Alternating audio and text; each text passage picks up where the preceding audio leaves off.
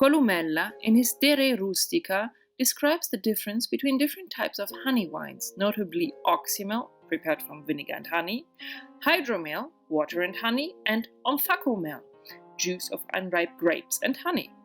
In this video, I am recreating the latter, Omphacomel.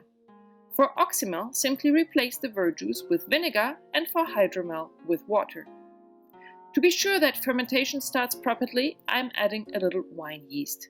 You can also use baking or brewer's yeast, but wine yeast will ferment to a higher alcoholic degree, while beer yeast will stop fermentation earlier and thus remain sweeter. The time of fermentation depends on the temperature.